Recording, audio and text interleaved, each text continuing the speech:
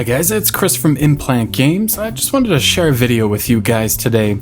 Now I've avoided doing like a video showing my entire collection before, just because I think it's kind of, I don't know, pompous maybe, or I don't want to show off, hey, I have all of these valuable things, look at me, look at me. It's always felt kind of weird to me, and then even weirder is I enjoy watching other people's collection style videos. So I'm not sure if I'm ever going to do something like that anytime soon. We shall see. The big thing that really turned me off to it was Metal Jesus Rocks last summer.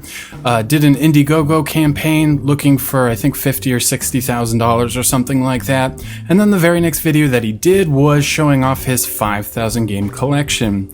I don't have a problem with either one of those, but something about it just felt really weird.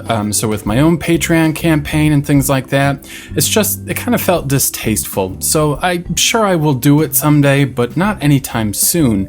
However, when I was working on the Master System FM video, I actually discovered on my computer, I'm on my second Mac now, but I actually had an old video from 2010 on it. So this is dated, I believe, September 21st, 2010.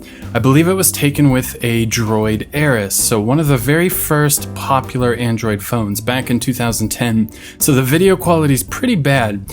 But this is when I was first starting out on YouTube. Obviously didn't take it very seriously for a really long time, but I guess I wanted to show off my video collection at the time. So what I'm going to do, what I did back then actually was shoot all of the video of my entire collection at the time, but I didn't have any sort of running commentary. I guess I figured I was going to then do a voiceover afterwards and then, upload that and share it, but I guess I just never did it. So what I've got for you today is I've watched this video once, and I'm gonna go ahead and I'm gonna attempt to, I guess, finish that project from 2010. Over the last 18 months or so, I have pretty much every single project I've ever half started from 2010 to 2010 to 2014 I've finished, and the last project that was kind of outstanding was the Atari Jaguar versus Sega 32X video, and that kind of caught me up. Everything that I've written, anything that I'd ever thought of and wrote down has all been done, and then a couple of weeks ago I found this video. So I just wanted to give you a little background on why I don't do these types of videos. Again, it's not necessarily very logical, but, that's the reason. However, I also wanted to share this really old video, and, we'll take a look at it together. So I hope you enjoy. Alright, so this is the closet at my parents' house. I actually quit my job and then moved in with my parents for a few months, and these are some boxed systems. So we've got the Neo Geo, the Xbox, the Sega CD, all of these I still own. Guitar Hero I do not own, and then there's a Halo 3 Master Chief thing hiding behind there. We're coming up here on the NES and the PlayStation, and I believe a Dreamcast up there. Again, all of these boxes I have held on to. A few months back in November, there we go, the Star Wars N64, Atari Jaguar, some more Xbox 360s because they break, and it looks like a Logitech wheel that I no longer own. I still own all these, and I took a picture of all of these in my old apartment. So if you want to check that out, check it out on Facebook. So I think I have more games back here in 2010 than I do now, but here we see a whole bunch of NES games, all in rental cases, most of them with manuals. And yeah, so I guess that's it. We're moving along to the Master System. Most of these games I don't actually own anymore. Galvias, a few others. R-Type, that's my favorite game on the Master System. Moving on, we have the Genesis. Most of these I have hung on to, so that loose stack of games there. But Lotus 2 I don't like. I got rid of. Flashback I didn't care for. Bubsy is gone. Columns is gone. And now we're moving on to the Jag. This stuff I all have, except for something that's going to pop up. But now this is impressive today. There we go, it's Worms.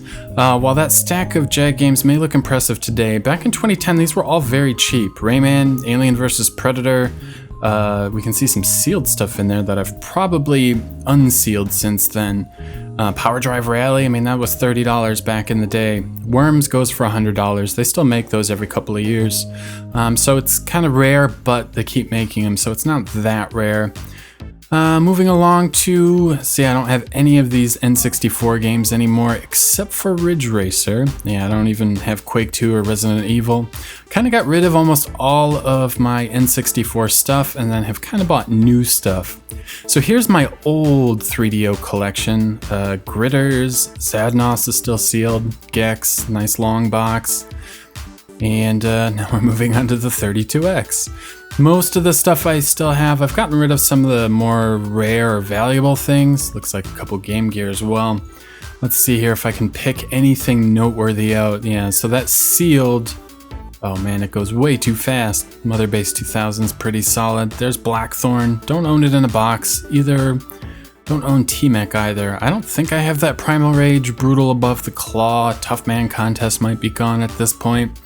Now, I used to have a much bigger Saturn collection than I do now. I pretty much got rid of every Saturn game I thought I was never going to play, so I probably have half as many now. I don't think there's anything too exciting in there. Most of it's thrift finds.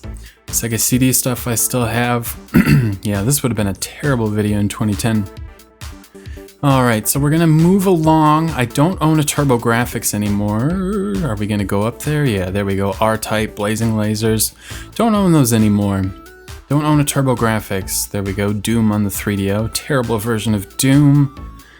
I think we're gonna hit some Neo Geo Pocket Color stuff here, which I don't own either. Again, I was unemployed, so a lot of it got sold. So this is Cool Borders Pocket. Pretty rare game. Bought that brand new in '99 when it came out. I think I sold it for $70 or $80, and it's complete, every piece of paper, and I wouldn't be surprised if that goes for even more than $80 these days. But I don't own a Neo Geo Pocket anymore. It's hard for me to play those old handhelds. The screens just don't hold up. Alrighty, yeah, there I am showing it off. I really wanted that game. It was, I don't know, probably from China or somewhere in Asia. Very cheap. There's an American bust a move. The Neo Geo stuff I mostly still own. I don't own Neo Drift Out there. Oh, I wish I still own Neo Drift Out. Sonic Wings 2, probably the best, or probably my favorite game on the system. There we go, some Game Gear again. Don't own any Game Gear stuff anymore, got rid of it all.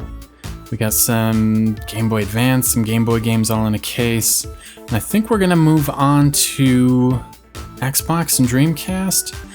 Xbox, same thing. Most of those games I don't own anymore, except for ones I thought I might play again. So like I don't own Forza, I might own Splinter Cell. But yeah, I was big into the Xbox. And now we come into the Dreamcast. Again, I don't own a lot of these games anymore. Not sure if we have anything super noteworthy. There might be some RPGs in here, Grandia 2 or something. There we have the European Shenmue 2, which I also sold. But let's see what I pull off the shelf. Yeah, cell phone technology in 2010 was pretty lousy. But there was probably 100 Dreamcast games or so.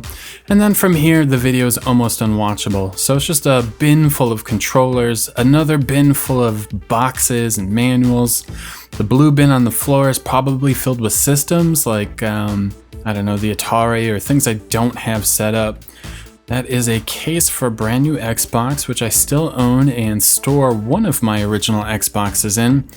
But we can see here, yeah, I don't know what I was thinking. I was not a good filmmaker back then, but I think we're gonna move out. So this to the, let's see here. This was the original setup. There was the chair for the very first few episodes of the show. And then I actually built this entertainment center. We see the Saturn, the Neo Geo CD, N64, and a SNES Junior, JAG, 32X, and then there's that Videomatic. So those of you that watched my 5 great video game accessories video, there's the Videomatic. I've had it since I was a kid. An XLA $4.99 sticker that'll be showcased in a podcast probably on Sunday, because I just realized I only paid $4.99 for that. I built that entertainment center as a freshman in high school is what I'm trying to say. There is a CRT that I no longer own. I still do own a pair of CRTs, which I'll probably show off.